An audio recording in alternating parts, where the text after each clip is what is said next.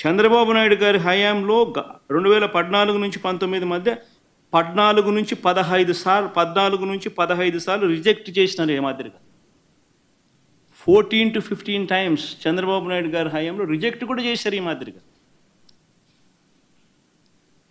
మన హయాంలో వైఎస్ఆర్సీపీ హయాంలో కూడా 18 సార్లు ఇది ఇలా రిజెక్ట్ చేసినారు. 18 times. తప్పేమీ కాదు, ఇంకా సంతోషపడాలా. ఒక బ్రహ్మాండమైన ప్రాసెస్ ఉంది. ఆ ప్రాసెస్ ఎంత గట్టిగా పనిచేస్తూ ఉంది అని అంటే, ప్రతి ట్యాంకరు వచ్చిన తర్వాత 3 సార్లు ఆ శాంపుల్స్ టెస్ట్ చేసి దాంట్లో ఉన్న పదార్థాలను 3 శాంపుల్స్ దాన్ని టెస్ట్ చేసి 3 టెస్టులు పాస్ అవుతేనే దానికి యాక్సెప్ట్ చేస్తూ లోపలికి పంపించే కార్యక్రమం చేస్తారు అన్న ఒక మంచి రోబస్ట్ ప్రాక్టీస్ అనేది ఏదైతే ఉందో, ఆ రోబస్ట్ ప్రాక్టీస్ను దాన్ని నువ్వు బ్రహ్మాండమైన ప్రాక్టీస్ ఉంది అని చెప్పి సంతోషపడాల్సింది పోయి, గొప్పగా ప్రాక్టీస్ ఉందని చెప్పి ప్రపంచానికి చెప్పాల్సింది పోయి, మనం చేస్తూ ఉన్న పని ఏమిటి? అబద్ధానికి రెక్కలు కడతా ఉన్నాం, జరగనట్టుగా చెప్తా ఉన్నాం. ఏకంగా చంద్రబాబు నాయుడు గారు అనే వ్యక్తి నాసిరకమైన పదార్థాలు వాడేశారని, యానిమల్ ఫ్యాట్ గీకు బదులు కూడా వాడేశారని, లడ్లు తయారైనాయని భక్తులు తినేశారని, ఎంతటి దారుణమైన అబద్ధాలు ఆడడం ధర్మమేనా అని అడుగుతా ఉన్నా. నెయ్యి సప్లై చేసే ఈ కార్యక్రమం ఏదైతే జరుగుతూ ఉందో, ఇదేదో కొత్తగా జరిగే కార్యక్రమం కాదు. ఇది ప్రతి 6 నెలలకు ఒకసారి ఇది రొటీన్గా రెగ్యులర్గా జరిగే కార్యక్రమం. ప్రతి 6 నెలలకు ఒకసారి ఆన్లైన్లో టెండర్లు పిలుస్తారు. ఆ ఆన్లైన్లో పిలిచిన టెండర్లకు ఆధారంగా కంపెనీలు కోట్ చేస్తాయి. L1 ఎవరికి వస్తారో వాళ్ళని బోర్డు అప్రూవ్ చేస్తుంది. ఇది రొటీన్గా 6 నెలలకు ఒకసారి రొటీన్గా జరిగే కార్యక్రమం. మరి రొటీన్గా జరిగే ఈ కార్యక్రమం ఏదైతే ఉందో, దీనికి సంబంధించి ఆ క్వాలిఫికేషన్ క్రైటీరియా ఇటువంటివన్నీ కూడా కొత్తగా మార్చింది ఏమీ ఉండదు. ఎవడు మార్చేది ఏమీ లేదు, కొత్తగా మార్చింది అంతకన్నా లేదు. ఎప్పటి నుంచో జరుగుతున్న ఈ క్వాలిఫికేషన్ క్రైటీరియా.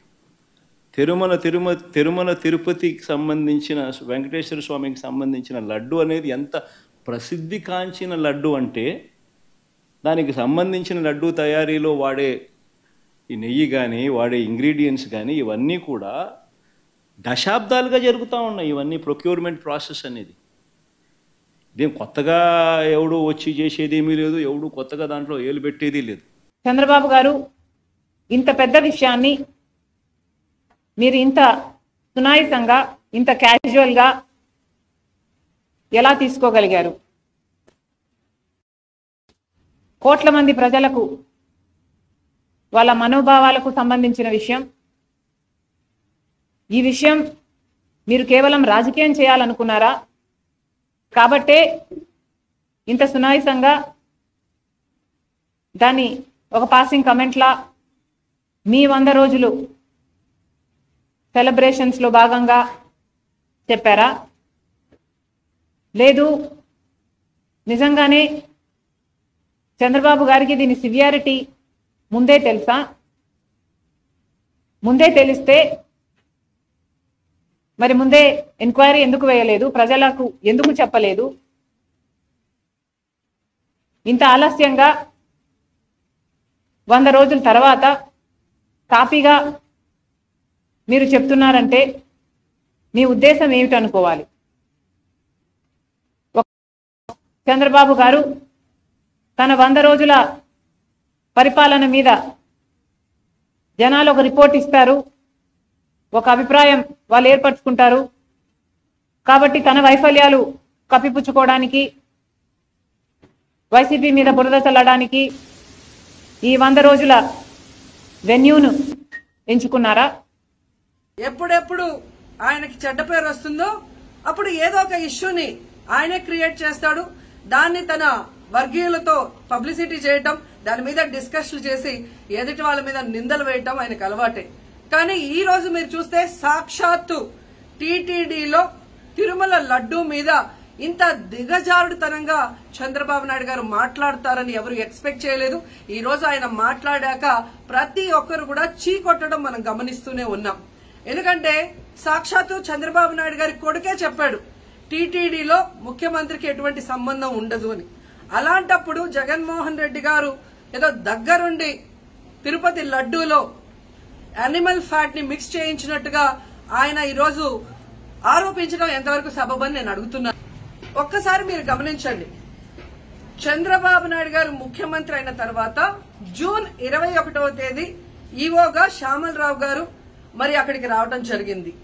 నెయ్యి వాసన చూస్తూ లడ్డూలో స్వచ్ఛమైన నెయ్యిని మేము వినియోగిస్తున్నామని ఆయన చెప్పడం కూడా మీరు అందరూ గమనించుంటారు. జూలై 6వ తేదీ 12వ తేదీ 2 సార్లు ట్యాంకర్లది టెస్ట్ చేయడం జరిగింది. అందులో వెజిటబుల్ ఫ్యాట్ మిక్స్ అయింది కాబట్టి దాన్ని రిజెక్ట్ చేశాము, దాన్ని వాడలేదు అని శ్యామలరావు గారు చెప్పడం మనం అందరం కూడా గమనించాం. అలాంటిది 2 నెలల తర్వాత ఇప్పుడు చంద్రబాబు నాయుడు టీటీడీకి సంబంధించిన దాన్ని టీడీపీ ఆఫీసులో ప్రెస్ మీట్ పెట్టి ఇలా యానిమల్ ఫ్యాట్ కలిసింది అని ఒక నింద వేసినప్పుడు దాన్ని సమర్థిస్తూ మళ్లీ శ్యామలరావు గారితో ప్రెషర్ పెట్టి ప్రెస్ మీట్ పెట్టించి ఎలా మాట్లాడిచ్చారో మీ అందరూ కూడా గమనించారు. సాక్షాత్తు నారా లోకేష్ గారే చెప్పారు టీటీడీతో ముఖ్యమంత్రికి సంబంధం లేదు అని. అలాంటప్పుడు జగన్ గారి మీద ఎలా నిందలేస్తారని నేను అడుగుతున్నా. ఈరోజు మీ ప్రభుత్వంలో మీ ఈవో ఉండగా మీరు టెస్టింగ్ చేసిన మిల్క్ లో వెజిటబుల్ ఫ్యాటా ఇంకో ఫ్యాటా ఉంటే దానికి బాధ్యత ఎవరు? శ్యామలరావు గారా, లేదా ప్రభుత్వంలో ఉన్న చంద్రబాబు నాయుడు గారా, లేదా ఎవరు టీటీడీ బోర్డులో ఉన్న మెంబర్సా? సో ఇది ఒకసారి మనం ఆలోచించాల్సిన విషయం. అంటే ఈవో గారు తాను జాయిన్ అయినప్పుడు ఏం చెప్పాడు, ఈ రోజు చంద్రబాబు నాయుడు ప్రెషర్ పెట్టాక ఏం చెప్పాడు అనేది భక్తులందరూ కూడా గమనించాల్సిన విషయం. రెండవది మీరు చూస్తే చంద్రబాబు నాయుడు డైవర్షన్ పాలిటిక్స్ ఎప్పుడూ చేస్తుంటారు. అలాగే ఈ రోజు ఆ తిరుమల కొండ మీదకి జగనన్న అధికారంలో ఉన్నప్పుడు మోడీ గారు వచ్చారు, అమిత్ షా గారు వచ్చారు, ఎక్స్ సీజే రమణ గారు వచ్చారు, ప్రెసెంట్ సీజే గారు వచ్చారు. అంతెందుకు చంద్రబాబు నాయుడు ఫ్యామిలీతో సహా వెళ్లాడు, పవన్ కళ్యాణ్ గారు వెళ్లారు. లడ్డూలో ఏ మాత్రం రుచి తేడా ఉంటే ఆ రోజే వాళ్ళు కంప్లైంట్లు ఇచ్చుంటారుగా, ఎందుకు కంప్లైంట్లు ఇవ్వలేదు? ఇప్పుడు ఆ 5 సంవత్సరాల్లో ఏదో జరిగిందని నింద వేయటానికి ఈ రోజు టీటీడీని ఎంచుకొని తిరుమల తిరుపతి దేవస్థాన ప్రతిష్టను దిగజార్చడం ఎంతవరకు కరెక్ట్ అని భక్తులందరూ కూడా ఒకసారి ఆలోచించాల్సిన అవసరం ఉంది. అండ్ మూడోది, ఈ రోజు ఎవరైతే బీజేపీ నాయకులు కూడా మాట్లాడుతున్నారో వాళ్ళని నేను అడుగుతున్నా, ఇదే టీటీడీ బోర్డులో మెంబర్లుగా బీజేపీకి సంబంధించిన వాళ్ళు ఉన్నారు. మరి ఆ రోజు తప్పు జరిగితే వీళ్ళందరూ ఎందుకు మోడీ గారికి అమిత్ షాకి ఇన్ఫార్మ్ చేయలేదు, ఎందుకు దీని మీద చర్యలు చేపట్టలేదు అనేది నేను అడుగుతున్నా. అలాగే ఈరోజు తెలుగుదేశం పార్టీ అధికార పార్టీలో ఉన్న వేమిరెడ్డి ప్రశాంతి గారు ఆ 5 సంవత్సరాల కాలంలో ఈ పర్చేసింగ్ కమిటీలో 5 సంవత్సరాలు ఉన్నారు. అలాగే ఇప్పుడు మంత్రిగా ఉన్న పార్థసారథి గారు కూడా పర్చేసింగ్ కమిటీలో ఉన్నారు. మరి వాళ్ళని విచారించండి, ఆ బోర్డు మెంబర్లందరినీ బయటకు వచ్చి మాట్లాడమని చెప్పండి, తప్పు జరిగిందా లేదా.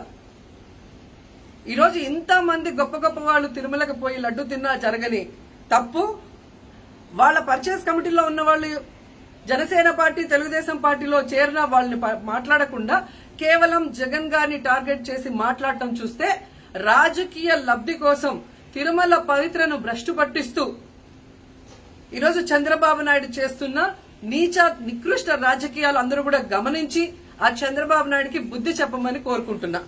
ఇక ఫైనల్ గా తనని ఎవరూ నమ్మరు అనుకున్నప్పుడు పవన్ కళ్యాణ్ గారిని ఫ్రేమ్ లోకి తీసుకురావడం చూస్తున్నాం. ఇది కూడా మనం అందరూ కూడా గమనించాలి. ఎందుకంటే ప్రాయశ్చిత్త దీక్ష చేస్తున్నానని పవన్ కళ్యాణ్ అంటున్నారు. ప్రాయశ్చిత్త దీక్ష ఎవరు చేస్తారు? తప్పు చేసిన వాళ్ళు చేస్తారు.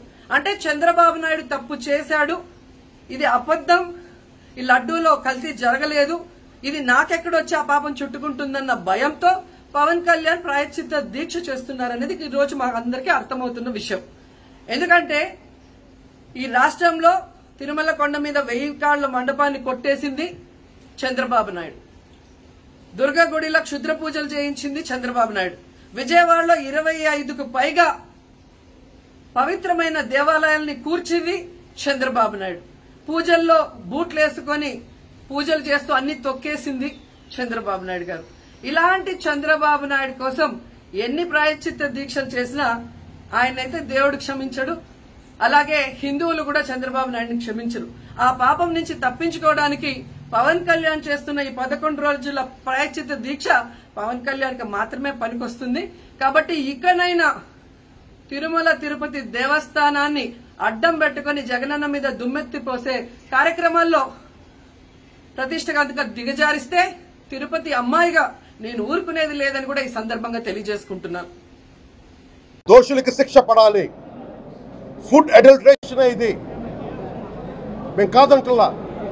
టీటీడీ బోర్డు అప్పుడు టీటీడీ బోర్డు బాధ్యత తీసుకోవాలి. పొలిటికల్గా వచ్చి అలంకారప్రాయంగా ఒక్కొక్కళ్ళు వచ్చేసి దర్శనాలకి టికెట్లు ఇవ్వడానికి మీరు బోర్డు మెంబర్స్ అవ్వలేదు. మీరు ఎవరు చైర్మన్ కానీ ఈవో కానీ మీరు అక్కడ ధర్మాన్ని పరిరక్షించాలి. మీరు అక్కడ మీ ఇష్టాలకి మీరు కూర్చోబెట్టి మీ ఇష్టాలకి కాంట్రాక్ట్లు ఇచ్చుకోవడానికి మీరు టీటీడీ బోర్డుకి మీరు వెళ్ళలేదు. మీరు అందరూ మీ అందరికీ బాధ్యత ఉంది. మీరు నిర్ణయించుకోవాలి. ఎవరికి కోపాలు రావు, ఎవరికి వేదన రాదు, ఎవరికి బాధలు రావుంటే కుదరదు. వస్తాయి బాధలు, వేదన ఉంది, మాట్లాడతాం. మర్చిపోకండి ఎవరు ముఖ్యమంత్రి, గత ముఖ్యమంత్రి గారు కూడా నేను చేస్తా ఉన్నాను, జగన్మోహన్ రెడ్డి గారికి కూడా. ఇదే చర్చికి జరిగితే మీరు ఊరుకుంటారా? ఒక మసీదుకి జరిగితే ఊరుకుంటారా? ఒక తిరుమలకి జరిగినప్పుడు ఎందుకు వెనకేసుకొస్తారు? రాకండి. ఏ మతం మీద దాడి జరిగినా సంపూర్ణంగా నాతో సహా మేము ఖండిస్తాం, బయటకు వస్తాం. ఇస్లాం మీద దాడి జరిగితే మేము మాట్లాడతాం, క్రిస్టియానిటీ మీద దాడి జరిగితే మేము మాట్లాడతాం, హిందూ ధర్మం మీద, సనాతన ధర్మం మీద దాడి జరిగితే కూడా నేను మాట్లాడతాను. ఇది మొదటిసారి కాదు, మేమందరం మాట్లాడతాం. ఇది ప్రాథమిక హక్కు. ఇది పరస్పర విశ్వాసాలను గౌరవించుకోవడం చాలా చాలా అవసరం. ఇది అందరికీ తెలియజేస్తున్నాను. ఇది దోషులకి కఠిన శిక్ష పడాలి. అలాగే ముఖ్యమంత్రి గారికి కూడా నేను తెలియజేసుకున్నాను, చంద్రబాబు నాయుడు గారికి కూడా క్యాబినెట్ మీటింగ్ జరగాలి, అసెంబ్లీలో చర్చ జరగాలి. అసలు టీటీడీ ట్రస్ట్లో ఎన్ని అవకతవకలు జరిగినాయి దీని మీద కూలంకషంగా దీని మీద చర్చలు జరగాలి. అలాగే నిన్న అందరూ మీడియా పెద్దలు కూడా అడుగుతూ ఉన్నారు, అధిపతులు, పత్రికాధిపతులు కూడా అడుగుతూ ఉన్నారు, మీడియా వారు కూడా అడుగుతున్నారు, దీన్ని సిబిఐకి తీసుకెళ్లాలా లేదా అనేది. అది గౌరవ ముఖ్యమంత్రి గారు నిర్ణయం తీసుకోమని. మీరు ఏ నిర్ణయం తీసుకున్నా క్యాబినెట్ మీ వెనకాల ఉంటుంది, ప్రజలు మీ వెనకే ఉంటారు. ఇది ఇక్కడితో ఆగాలని మనస్ఫూర్తిగా నేను కోరుకుంటున్నాను. అలాగే 40 సంవత్సరాలుగా కర్ణాటకలోని గీ కంపెనీకి ఇస్తూ ఉన్నారు. 15,000 కేజీలు అవసరం అవుతుంది నెయ్యి, మనకి స్వచ్ఛమైన నెయ్యి. అలాంటిది వీళ్ళు 1000 రూపాయలు కొన్నదాన్ని వీళ్ళు 360 రూపాయలకే వస్తుందని చెప్పి ఎవరో మిడిల్ మ్యాన్ వచ్చి చెప్పారు. ఆ మిడిల్ మ్యాన్ ఎవరు? దీని మీద సంతకం పెట్టింది ఎవరు? మీరు 1,00,000 లడ్డూలు మీరు అయోధ్యగా పంపించినప్పుడు మాట్లాడింది ఎవరు? చెక్ చేశారా? క్వాలిటీ చెక్ చేశారా? కోట్లాది మంది భగవంతుణ్ణి విశ్వాసం ప్రకటించే ప్రతి ఒక్కరి ఈ రోజున బాధకు గురయ్యారు. నాకు నిజంగా ఇంకో వేదన కూడా ఉంది. ఇది ఇంకొకరు నిందించట్లా.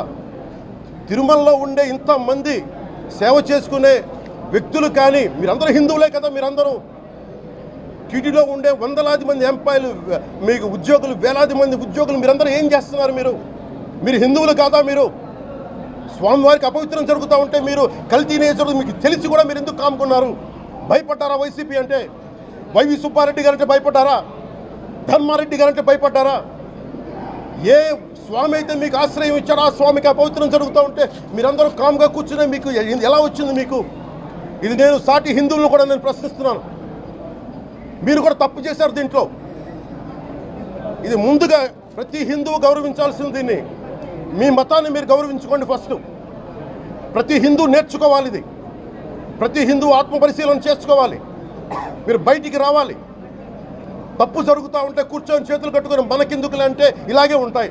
ఇది మారాలి. ఇది అందుకు నేను కూడా దీంట్లో భాగమే. కాబట్టి నిజంగా నాకు ఇన్ని సమస్యలు చెప్పారు ఇన్ని సంవత్సరాలుగా. వైసీపీ మీద పోరాటాలు చేస్తున్న, రోడ్లు బాగలేదంటే మాట్లాడాం, రైతుకి సమస్యలు వస్తే మాట్లాడాం, గుడులు అపవిత్రం చేస్తుంటే మాట్లాడాం. కానీ ఏ ఒక్కరు కూడా బలంగా కూర్చొని టీటీడీ ఉద్యోగులు ఎవరైనా సరే ఇలా జరుగుతుంది అని తెలిసి కూడా కామ్గున్నారంటే మీరు మహా అపరాధం చేశారు. ఆ మహా అపరాధానికి నేను కూడా నాకు సంబంధం లేకపోయినా ఈరోజు నేను ప్రాయశ్చిత్త దీక్ష మొదలుపెట్టాను. ఈరోజు 11 రోజులు స్వామివారికి నేను క్షమాపణలు కోరుకుంటూ ఈ దీక్ష తీసుకుంటున్నాను. ఇది మారాలి, భవిష్యత్తు ఇలా ఉండకూడదు అని కోరుకుంటూ సెలవు తీసుకున్నాను. నమో వెంకటేశాయ. ఇప్పుడు ఆపరేషన్ లేకుండానే మోకాళ్లకు ప్లాస్మా ట్రీట్మెంట్. మీ ఆర్థోపెడిక్ సమస్యలన్నిటికీ రోబోటిక్ టెక్నాలజీ ద్వారా తక్కువ ఖర్చుతో శాశ్వత పరిష్కారం. Free consultation. ప్రతి ట్రీట్మెంట్ పై 20% డిస్కౌంట్. ఈ ఆఫర్ కొద్ది రోజులు మాత్రమే. త్వరపడండి. V9 hospitals 9281465842. నేను ప్రక్షాళన చేయమన్నాను. ప్రక్షాళన చేస్తే ఎన్ని రావాలనో అన్ని విషయాలు బయటపడే పరిస్థితి వచ్చింది. భగవంతుడి యొక్క మహత్యం అనుకోవచ్చు, ఏదనుకోవచ్చు, ఇది కూడా వచ్చింది. ఇప్పుడు వచ్చినప్పుడు ఒక రాజకీయ పార్టీ ప్రవర్తించవలసిన తీరు, ఈరోజు ప్రపంచంలో ఉండే హిందూ మనోభావాలు దెబ్బతిన్నాయి.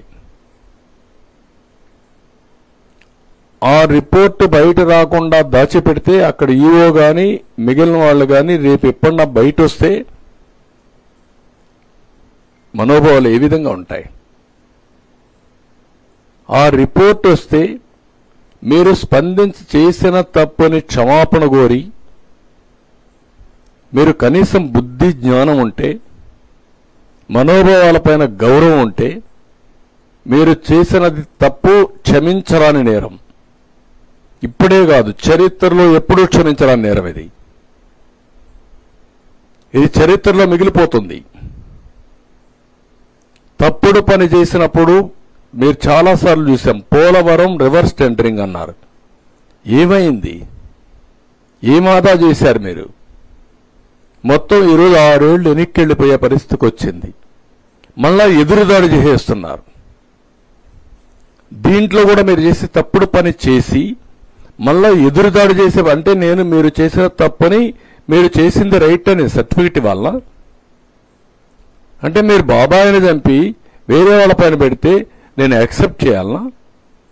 వెంకటేశ్వర స్వామికి అపచారం చేసి మళ్ళా మీరు ఎదురుదాడి చేస్తే, లేకుంటే ఆ రిపోర్ట్ని తారుమారు చేసి మీకు నేను సహకరించాలనా? అంటే ఏమనుకుంటున్నారు మీరు? నిన్నటి నుంచి చూస్తున్న ఒక్కొక్కరి స్టేట్మెంట్లు కడుపు రగిలిపోతుంది, గుండె తరక్కుపోతుంది, ఆవేశం వస్తుంది. ప్రతి ఒక్కరికి సెంటిమెంట్ ఉంటాయి. మీకు నమ్మకం లేకపోవచ్చు. నమ్మకం లేకపోతే మీరు దూరంగా ఉండండి. నేను ఎప్పుడు కూడా ఒకటే చేశాను. ముఖ్యమంత్రిగా ఉన్నంత వరకు మత సామరస్యాన్ని కాపాడడం నా బాధ్యత. రెండోది, నేను నచ్చిన దేవుడికి పూజ చేసుకోవడం నా కర్తవ్యం. అట్లని చెప్పి వేరే మతాలను ఎప్పుడు కూడా నేను ద్వేషించడం కానీ అపచారం చేయలేదు. ఒకసారి చర్చలపైన దాడులు జరిగితే నేనే ఇన్వెస్టిగేషన్కి వెళ్ళాను. మెదక్, తాడేపల్లిగూడెం రెండు కూడా చాలా స్టబన్గా యాక్ట్ చేసి మళ్ళా అలాంటి సంఘటనలు పునరావృతం కాకుండా చేశాను. మత సామరస్యాన్ని కాపాడాం. ఇప్పుడు మీరు చేసింది ఇన్ని చేసి ఇష్టానుసారంగా బాధ్యతారహితంగా భక్తుల మనోభావాలు దెబ్బతినే విధంగా చేసిన అపచారాలన్నీ కప్పిపుచ్చుకుంటూ ఎదురుదాడి చేస్తే తప్పు ఒప్పైపోతుందని, అపచారం ప్రజలు మర్చిపోతారని, లేకుంటే వేరే వాళ్ళపైన మీరేదో నెపం చేస్తే ఇవన్నీ జరిగిపోతాయనే పరిస్థితికి మీరు వచ్చారంటే ఎక్కడికి పోతున్నారని అడుగుతున్నా. ఏంటి మీ ధైర్యం? ఏమనుకుంటున్నారు మీరు? ఇంత అపచారం చేసిన తర్వాత కూడా ఇప్పటికి కూడా మీలో ఒక్క మాట రిపెంటెన్సీ రాలేదంటే మిమ్మల్ని ఏమనాలి? మిమ్మల్ని ఏ విధంగా ట్రీట్ చేయాలి? ప్రజలు ఏ భాషలో చెప్పాలి? ఇంకా ఏ విధంగా వాళ్ళు రియాక్ట్ కావాలి? ఇప్పటికే మనోభావాలన్నీ దెబ్బతిని ఒక్కొక్కరు ఎమోషన్లు కుంగిపోయే పరిస్థితికి వచ్చారు. నిన్న పవన్ కళ్యాణ్ గారు కూడా ఈరోజు ఏది జరిగిన అపచారానికి ఆయన ప్రాయశ్చిత్త యజ్ఞం చేసే పరిస్థితికి వచ్చాడు. ఎవరి పాటికి వాళ్ళు ఏంటి జరిగింది, ఏంటి అన్యాయం అంటే మళ్ళా నువ్వు ఎక్కిలు చేస్తున్నావు అంటే నీకు ఎవడిచ్చాడు ఈ అధికారం ఈ రాష్ట్రంలో? అసలు మీది మనిషి పుట్టుకని అడుగుతున్నా. మీ ప్రవర్తన చూస్తే ఏదన్నా లెక్కలేదా మీకు? ఏదంటే చేస్తారా? ఏదంటే చేస్తే మేము సపోర్ట్ చేయాలన్నా మిమ్మల్ని? నేను ఎన్నోసార్లు మీకు కూడా చెప్పాను, ప్రజలకందరికీ చెప్పాను, ఎన్నోసార్లు చెప్పాను. ఒక వ్యక్తి నేరస్తుడు, అందులో కూడా కరుడు గట్టిన నేరస్తుడు, రాజకీయ ముసుగులో ప్రజల్ని మోసం చేయడం కోసం వచ్చినప్పుడు ఒక పేపర్ పెట్టుకొని, ఒక టీవీ పెట్టుకొని విషాన్ని జింపుతూ అబద్ధాల్ని సత్యాలను చేయాలని ప్రయత్నం చేసే పరిస్థితి వచ్చినప్పుడు చాలా ప్రమాదం ఉంటుంది. అందుకే నేను ఎస్కోబార్ కూడా చెప్పా ఏం చేశాడని.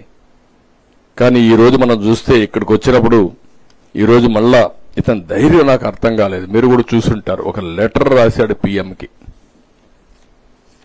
ఎన్ని గట్స్ ఉండాలండి మీకు? మొత్తం దేశమంతా ప్రపంచమంతా హిందువులు కుతకుతలాడుతా ఉంటే ఇంకా నువ్వు అబద్ధాలతో అసత్యాలతో లెటర్ రాసి ఎదురుదాడి చేసే పరిస్థితికి వచ్చావంటే ఎవడిచ్చాడు నీకు ఈ అధికారం? ఏమనుకుంటున్నారు మీరు?